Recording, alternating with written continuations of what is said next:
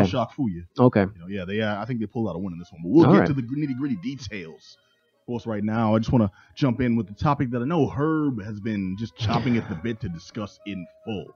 Like this man right here, his shirt says it all. If you can see on the mic, on the camera. If you can't, well, that's your fault. You can see it on the mic. I'm glad you're referencing him now as him being excited, because it was always me for a long time, and I never knew. Well, I mean, Herb, no one actually hears, so I can fake it. People can see you just like, yeah, whatever, buddy. Move on, Yeah. move along. Can't wait for this. Yeah. Well, Herb can at least, like, I can fake the audiences that he's not tired of my shenanigans. Right. Okay. You yourself are done with the. It's been years though. I get used to it. I like it. Yeah, I so. know. It's like your battered wife syndrome. Like, fine, get it over with.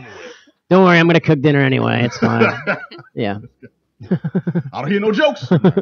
But no. The matter at hand we're talking about is filmmakers getting into television. Yeah. Now, what actually spawned this is a recent revelation that John Carpenter is going to be the latest to dip his toe into the small screen waters. Right. He's actually developing a few TV series for ABC. A few, not just okay. Not just one, based off a graphic novel. When I originally read this, so not based on like any of his other work, you know what I mean? So he's just going in with new material. Mm-hmm. Okay. And I originally read the story and thought it was going to be off his movies. I'm like, that might be actually kind of interesting. Then I saw a graphic novel and I'm like, this is going to be this dude taking on original properties. Yeah, we're not going to see like an Escape from New York TV show, which would be great, I think. Yeah, that's something that would actually lend itself to TV because there's so many characters you could have. Right. Well, my problem with and that Escaping from New York lasts longer than 2 hours. You can do a couple seasons of that. You can't do that in 2017. No. Escape from Detroit would be a reality show. That's good.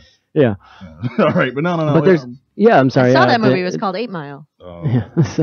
So I'm sorry to interrupt, but what is the graphic novels he's going to adapt? Do you know? Halloween Night is one of them. Okay. Another one I can't really.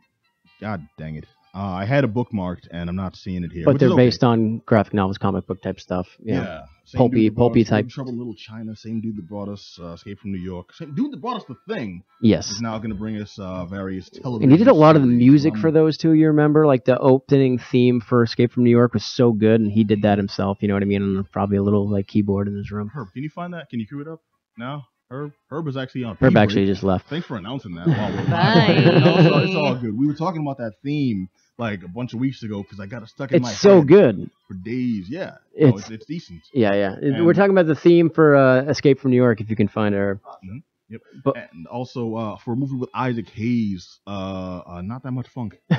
not a lot. I mean, there's a car with a chandelier in it. I don't know what you want people. Okay, true. No. Style was very funky. Don't get me wrong. Let's keep the compartmentalized. I'm just saying. I know, but I'm just saying. Yeah, but it makes sense. The style was on point. The sounds were off. It makes sense for a lot of. I think a lot of film people are going to TV because right now I think everybody's talking about this is like the golden age of television. This is like peak TV, and people are saying that because it's gotten more cinematic in a way that it's being filmed kind of like a movie is. You know what I mean? It's more attention to actually like composition and scenes and like the single shots opposed to like just getting from point A to point B, which a lot of TV was. Yeah. And so I think a lot of film directors are going to that medium one because it has all the money. Mm-hmm. You know what I mean? It's not just HBO doing like the quality television, but a lot of the normal networks are doing that. Yeah. Showtime, like even Netflix and all this. And that's where the money is. So a lot of they're attracting a lot of people. Right there, the advent of Netflix pretty much breathed new life. Well, into the I mean, the whole releasing a whole series all at once is really changing the way people are watching shows. And David Fincher directed the first few episodes of what was it? House of Cards. Oh, really? Yeah. So he was an executive producer for that. He directed the first few episodes of House of Cards. Yeah. Right, but that's it. So a lot of the guys are leaving. Martin Scorsese did stuff with for Vinyl. He was the executive producer of that. So it's and I mentioned before we went on air The Nick. You remember The Nick? It's Steven Soderbergh. It's good thing. It's The Nick. It's about like surgeons basically way early days of surgery, so it's Clive Owen's in it. It's a great show, but that's as close to being like a movie in terms of the way it's shot, the way everything is filmed and set up. It's really, really, really cinematic television. So we have The Nick and The Nick.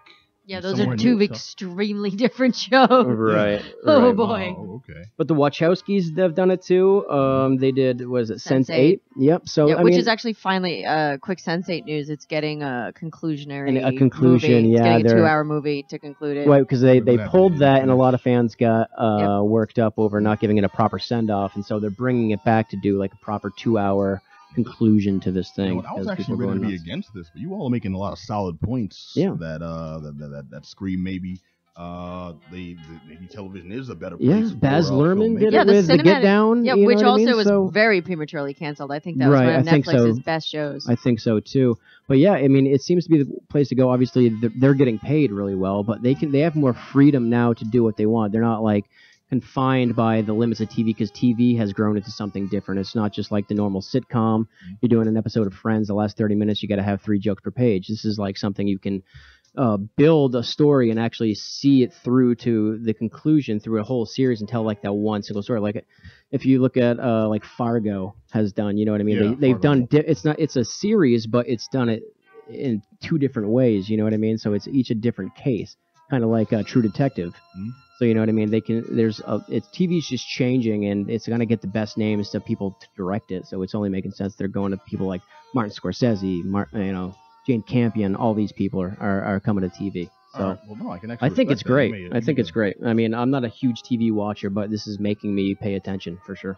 All right. Well, the one thing that really I want to jump out in my antagonist point was people like Robert Zemeckis being tapped to do the Jetsons live action adaptation. Yes. And that stems to a larger problem in television production that's been just perpetuating for years that I thought, now you posed a lot of good points, that maybe to the to the opposite of this, which is actually turning my opinion around. I'm very, very well done. Nicely done. But a lot of shows get caught in limbo, and then they just keep trying to force the same ideas over again. Like, we in this room know the Jetsons. Yeah. Except maybe Johnny, because he's 14. But the rest of us... Meet George Jetson. Okay, all right. He is aware. But because we're of that generation, not of the original generation from the Jetsons, but when they tried to do the first rehash and they brought it back in the 80s, and it was a terrible, terrible show. Remember the Flintstones and Meet the Jetsons? Was that what it was? I remember it. It sucked. But this is a show that has not been on the air for over a decade. My little brothers, I think, may have vague ideas of what the Jetsons are, and they're in their early 20s. So with the audiences that this would jibe with are completely oblivious to it.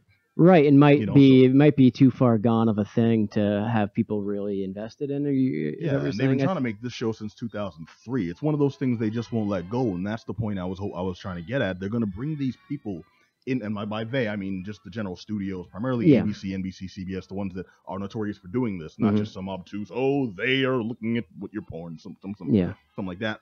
But they're going to bring these people in with no game plan. So it sounds like the ones that go to Netflix, that go to Hulu and release full series and such, they have an actual idea that they're making, and they're using it for independent productions. That's cool. What I'm afraid is we're also going to get an influx of several of these shows that have been sitting on the bench for for studios to market for some reason or other. Maybe it's not action figures now because we're adults, but maybe it'll be, hey, we got a whole line of T-shirts. We're building a new ride at Six Flags. We got just a buttload of commercials we want to cram in here. Hey, they drink, rock cola, Cactus Cooler on the Flintstones. On live action Flintstones, you can buy the stuff for real. It's made by Budweiser, who we just happen to have a cross promotion with. Stuff like that, it'll cheapen everything, the medium, and remove any kind of credibility from these cats who were decent filmmakers because they're going for the quick buck. You know? No, that's true. I think that's probably going to be the case for a lot of things. It seems like the Jetsons is ripe for reimagining. You know what I mean? I just think it's not something that I would particularly want to see. I'm not really defending it that way, but I'm saying it's something that I make sense of, especially with Robert Zemeckis doing it, because that guy's done a lot of the animation that looks like real life stuff like that. So the technology, I think, is there to do it now. And it's already an existing property that's proven to sell. I think that if they reintroduce it the right way, it would make sense. But I know what you're saying with bringing things in and just beating it to death. You know what I mean? Maybe it's probably a bad thing. You know what I mean? I think a lot of it will fail, but. Maybe it's just the new generation, man. Maybe I'm just too much of an old fogey. It could be. It could be we both are, and that's what we're doing. We're just sitting here like, two Muppets in the balcony, like, I don't know anymore. Yes, it could be it, but... Hey, Hey, get a job. But yeah, man, I don't know. TV is becoming it's legit now. It's funny because I remember when I was a kid, TV was bad for you. You know what I mean? And now everyone's like, it's super legit. It's great. Dude, it's an art form now. I wear you got to be watching this. I didn't listen when they said, don't sit too close to the TV. And I'm like, yeah, whatever.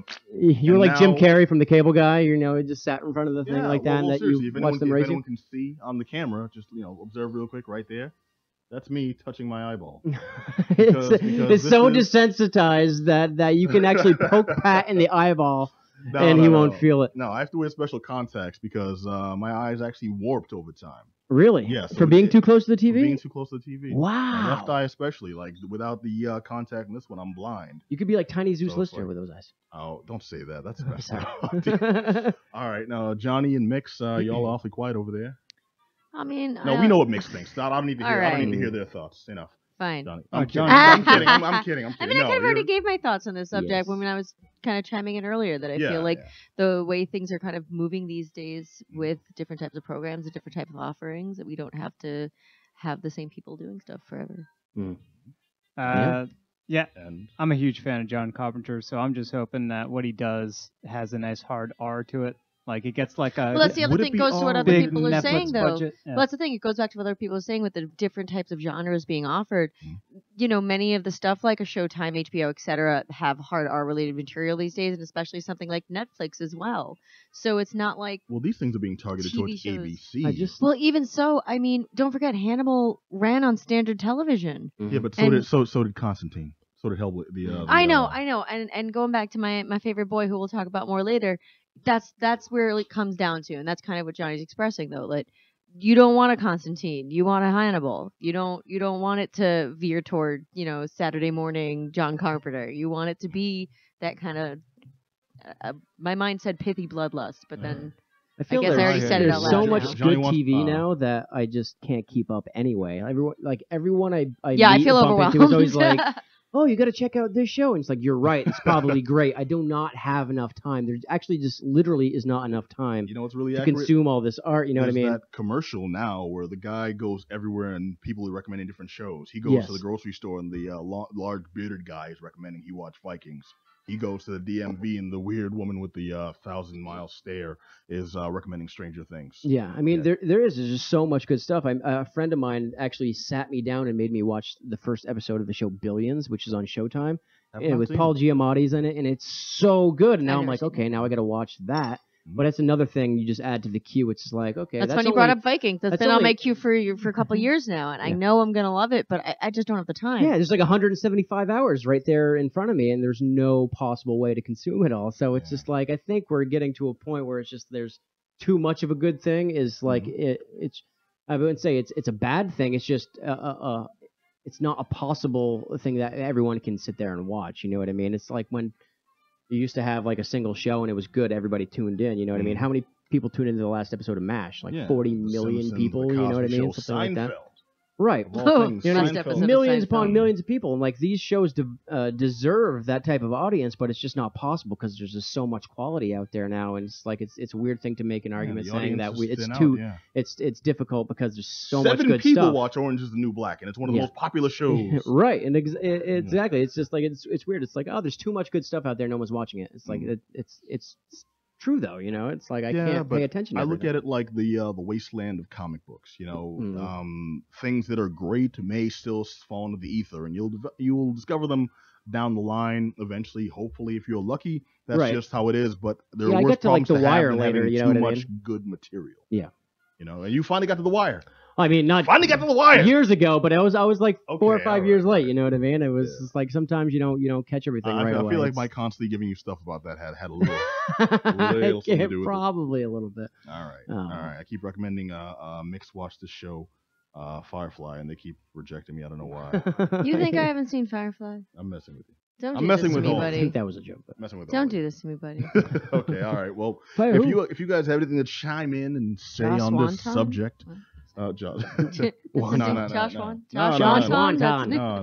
Jed Wesley. Ched, I think it is. that's the guy from Roadhouse, right? No. The guy from We are falling down a pit, guys. We are plummeting into this nerd chasm. Star Wars, who ran for president with his brother. Yeah, it's a trap. I'm sorry. Shut it down.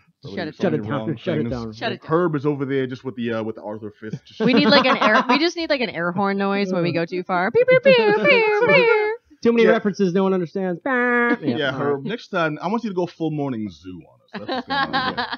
All right, but if you have anything to say on this subject, you have an opinion on filmmakers, whether or not they make better TV producers or not, hit us up at geekdownradio@gmail.com. Or if you're not watching us on twitch.tv/thegeekdown, you should be. Check us on, and you can actually chat with us live during the show. Let us know how right I am. Let us know how wrong Mix is. Let us know what Adam that's should probable. really consider growing out the dreadlocks. Man. I'm telling you, it's a good look. You can I got pull the it off. stash going. This feels pretty good. You're getting there, yeah. It's getting there. A little bit more scruff. I'd say we all look at extra manly if Herb was in the room just showing us all up. There's this dude, man. All right, but dude, I got to check out a comic called